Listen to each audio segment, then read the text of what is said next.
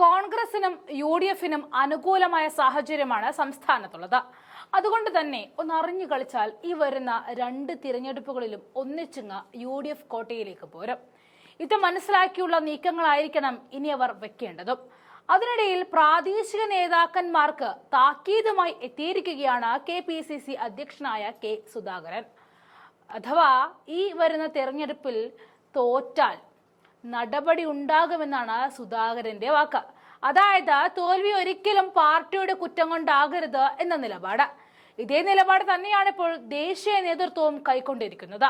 കഴിഞ്ഞ AICC മീറ്റിംഗിൽ ഇനിയുള്ള തിരഞ്ഞെടുപ്പുകളിൽ തോറ്റാൽ പൂർണ്ണ ഉത്തരവാദിത്തം പ്രാദേശിക നേതാക്കന്മാർക്കായിരിക്കുമെന്നും അധ്യക്ഷൻ മല്ലികാർജുൻ ഖാർഗെ പറഞ്ഞിരുന്നു.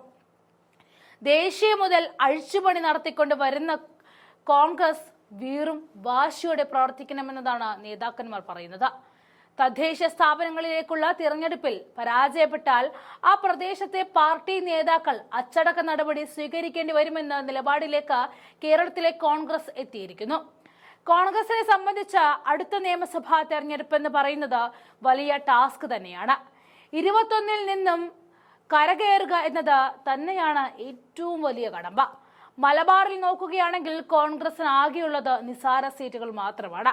വയനാട്ടിൽ നിന്നും 2 എണ്ണം, കണ്ണൂരിൽ 2, 1 സീറ്റ് പാലക്കാട്, പിന്നെ വണ്ടൂരും 1, അങ്ങനെയാണ് സീറ്റുകളുള്ളത്. പക്ഷെ കാസർഗോഡ്, കോഴിക്കോട് സീറ്റുകൾ ഒന്നും തന്നെയില്ല.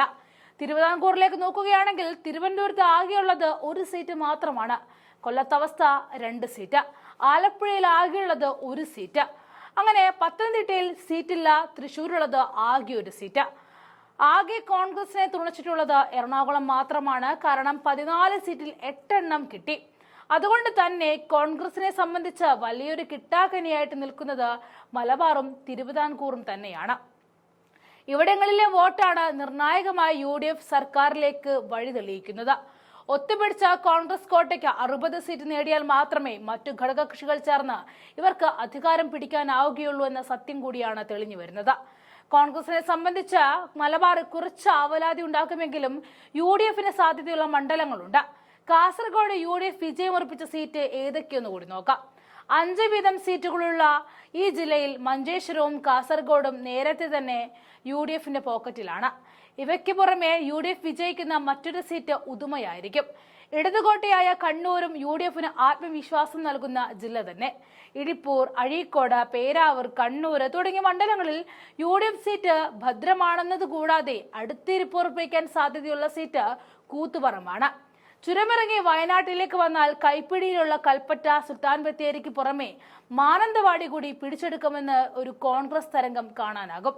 കോഴിക്കോട് കഴിഞ്ഞ തവണ UDF-നെ ചതിച്ചുവെങ്കിലും ഇത്തവണ വടകരയ്ക്കും കൊടുവള്ളിക്കും അപ്പുറം കുറ്റിയാടി, കൊയിലാണ്ടി, കോഴിക്കോട് സൗത്ത്, തിരുവമ്പാടി, നാദാപുരം സീറ്റുകളിൽ UDF ഇരിപ്പുറപ്പിക്കുമെന്ന കാര്യത്തിൽ സംശയം വേണ്ട. സഖ്യബലത്തിൽ രണ്ടാമനായ മുസ്ലിം ലീഗിന്റെ ഈ ചില്ലമായ മലപ്പുറത്ത് UDF-ന്റെ ഭാവി ഭദ്രമാണ്. 16 സീറ്റിൽ കുറഞ്ഞത് 14ഉം UDF തന്നെ തൂത്തുവാരുമെന്ന കാര്യത്തിൽ സംശയം വേണ്ട. കാൽപന്ത് കളിയുടെ നാട്ടിൽ UDF-ന്റെ സമ്പൂർണ്ണ വേരോട്ടം എന്ന് തന്നെയാണ് കണക്കുകൂട്ടലുകൾ ഉറപ്പിക്കുന്നത്. കൊണ്ടോട്ടിയും ഏറനാടും നിലമ്പൂരും വണ്ടൂരിനൊപ്പം മഞ്ചേരിയും പെരിന്തൽമണ്ണ, മങ്കട, മലപ്പുറം, വള്ളിക്കുന്ന്, തിരൂരങ്ങാടി, താനൂരും കഴിഞ്ഞ് കോട്ടയ്ക്കൽ വഴി തവനൂരിലും UDF-ന്റെ കോട്ടയാകുമെന്ന് ഉറപ്പായി കഴിഞ്ഞു. പാലക്കാട് ജില്ലയിലേക്ക് നോക്കിയാൽ പാലക്കാടും മണ്ണാർക്കാടും സീറ്റുകൾക്ക് പുറമെ ത്രിതല, പട്ടാമ്പി, ഷൊർണൂർ, നെന്മാറ, ചിറ്റൂർ സീറ്റും UDF പിടിച്ചെടുക്കാനുള്ള വഴികൾ തെളിഞ്ഞു വരികയാണ്. പക്ഷേ മലബാറിൽ കോൺഗ്രസ് ഒരു ഇരിപ്പുറപ്പിക്കുക എന്നതാണ് ഏറ്റവും വലിയ ശക്തി കേന്ദ്രമായി നിൽക്കുന്നത്. അങ്ങനെ കോൺഗ്രസിൽ നിന്നും 62 സീറ്റ് നേടി മറ്റും ലീഗുകൾ കോൺഗ്രസ് ഒറ്റയ്ക്ക് 62ഉം ബാക്കി ഘടകകക്ഷികൾ ചേർന്നും സീറ്റ് ഉറപ്പിച്ചാൽ മാത്രമേ അടുത്തത് ഒരു UDF സർക്കാർ ആയിരിക്കും എന്ന് ഉറപ്പിക്കാൻ കഴിയുകയുള്ളൂ.